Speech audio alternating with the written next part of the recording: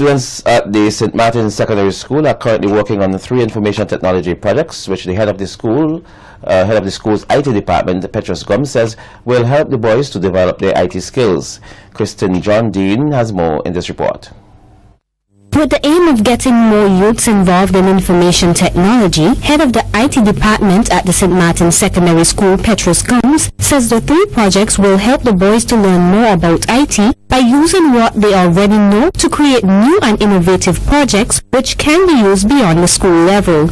Gums noted that the participants ages 12 and up have so far created their first applications. Some of them are like small video games that they can play, and they teach them skills beyond the classroom in terms of using what they already know in their everyday environment to come and create them here digitally on the computers.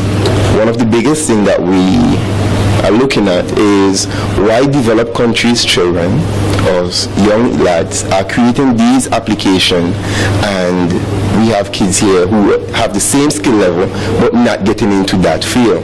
And one of the things is exposure, and we started it here and want to get it out there to the general public as well later on in the year as we go by. Gums expanded on the 3 projects, which includes a heritage quest and robotics. And in doing so, he's able to incorporate various aspects of St. Vincent historical sites and make it a challenge for a young person to create an interesting way of teaching youngsters about learning things about St. Vincent the Grenadines. So we're getting them into the field of artificial intelligence and getting them interested in higher level of programming than what is being offered at the CSEC level.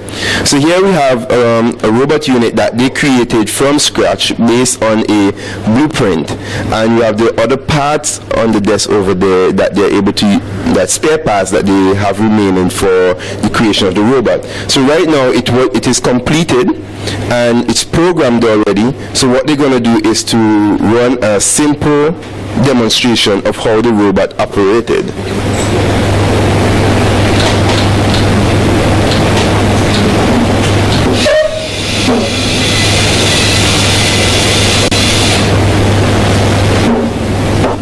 Young men actually ventured to La Soufrière to take pictures, to make a virtual representation of La Soufrière, to create a game out of it.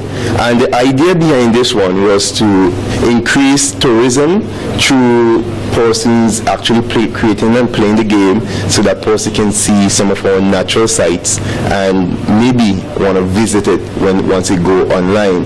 Because most of the time, young person will know that they play video game and they see spots in there and they want to say, oh, I would like to visit that. So this was the inspiration for this particular project here. It's actually an aerial view of the crater and representation of La Soufrière, and maybe a little bit of the vegetation around it.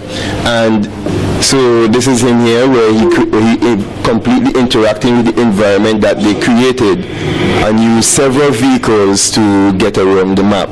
So there's 2 teams actually, a red and a blue team, and I think he's actually on the red team. So he's gonna go over to the other side where he's supposed to be capturing a flag of the other team to bring it back to his base.